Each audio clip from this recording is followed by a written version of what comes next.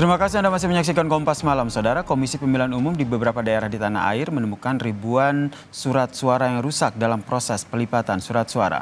Kerusakan ini yaitu seperti sobek hingga bercak tinta bekas percetakan.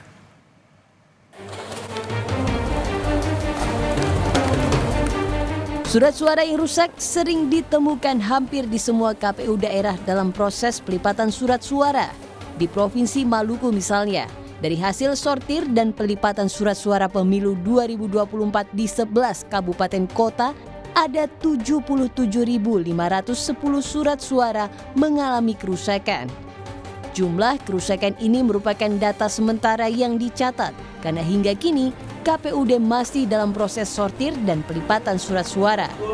Variatif, ada yang tersobek, ya. Di Kota Tua juga termasuk yang didapatkan itu tersobek, ya. Nah, tersobek ini bukan dilakukan oleh teman-teman atau masyarakat yang dilibatkan dalam proses penyortiran. Hal yang sama juga ditemukan oleh Komisi Pemilihan Umum KPU Kabupaten Banyumas, Jawa Tengah. Lebih dari 5.000 lembar surat suara ditemukan rusak pada saat proses sortir dan pelipatan surat suara. Kerusakan didominasi karena sobek dan tinta.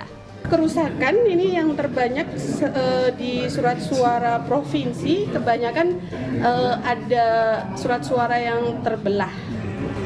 Dari proses sortir yang dilakukan di Kabupaten Grobogan, juga ditemukan lebih dari 3.000 surat suara yang rusak. Kerusakan surat suara kebanyakan karena tinta cetak pada nama partai maupun nama caleg tidak jelas. Ada yang sobek, kemudian tintanya ngeblok sehingga berpotensi untuk menghilangkan tulisan yang ada di dalam surat suara ini. Sesuai dengan keputusan KPU nomor 1395 tahun 2023 tentang pedoman teknis tata kelola logistik pemilu, ada 8 kriteria surat suara rusak, yakni hasil cetak warna surat suara tidak merata, tidak jelas, tidak terbaca, dan terdapat banyak noda. Selain itu, surat suara kusut atau mengkerut dan sobek, warna penanda surat suara tidak sesuai dengan jenis pemilu, nama dan logo partai politik tidak lengkap dan atau tidak jelas, serta logo KPU tidak jelas. Surat-surat yang rusak pun sudah dilaporkan ke KPU Pusat untuk segera dikirim ulang. Tentu dalam prosesnya melibatkan Bawaslu guna mengantisipasi kecurangan dalam proses penyortiran surat suara ini. Tim Liputan, Kompas TV. Lalu bagaimana penanganan surat suara yang rusak ini? Kita bahas bersama dengan Komisioner Komisi Pemilihan Umum, Mas Yulianto Sudrajat yang telah bergabung bersama kami di Kompas Malam. Selamat malam, salam sehat Mas Sudrajat.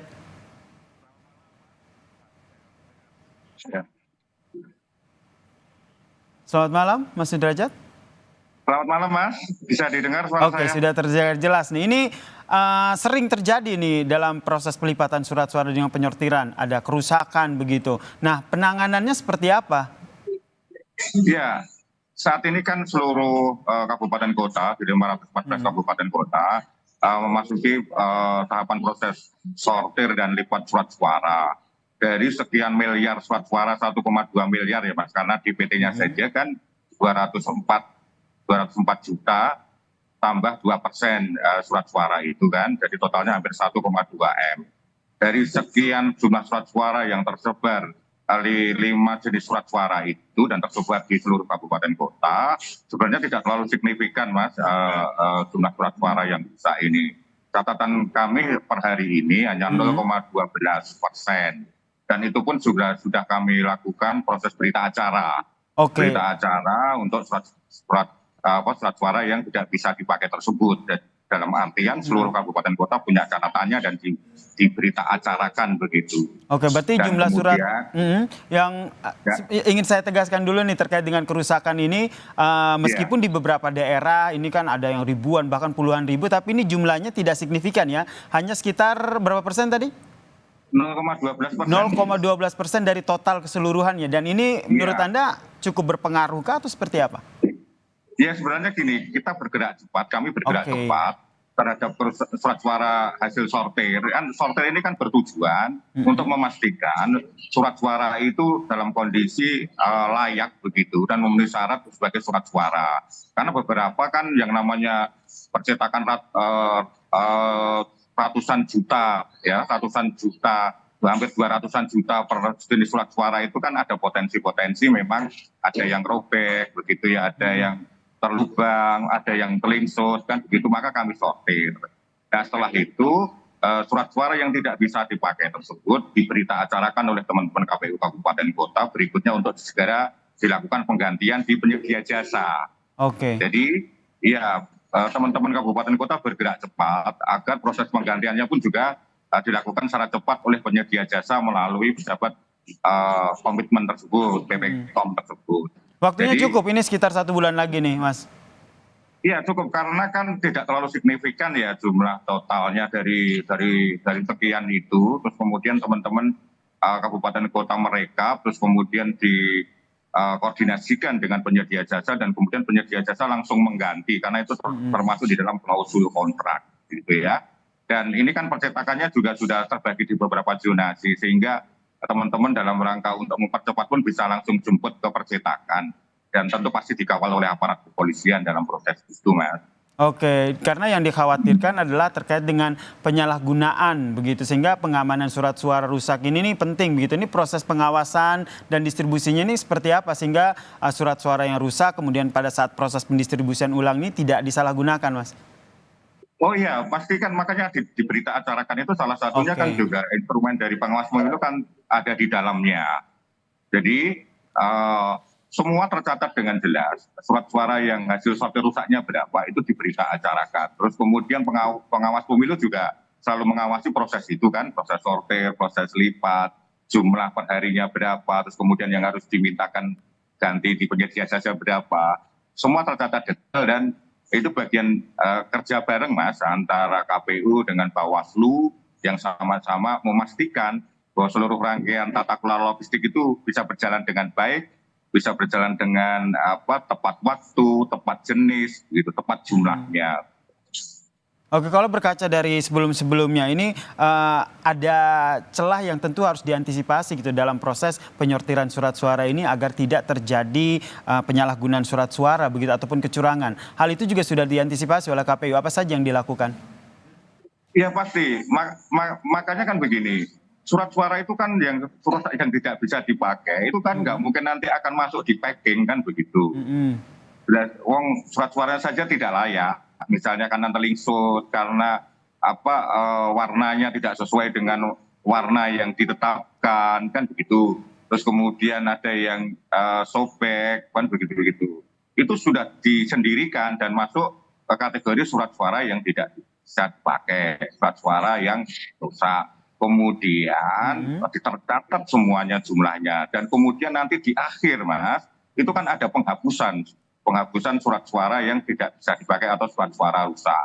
Penghapusannya KPU, Bawaslu, dan aparat kepolisian nanti. Jadi tidak mungkin akan dipakai karena nanti akan dihapus, Mas. Oke, ini penjelasannya clear gitu ya sehingga masyarakat juga jangan sampai khawatir begitu. Wah, ada surat suara yang rusak, kemudian ada indikasi kecurangan melewati celah-celah tersebut begitu.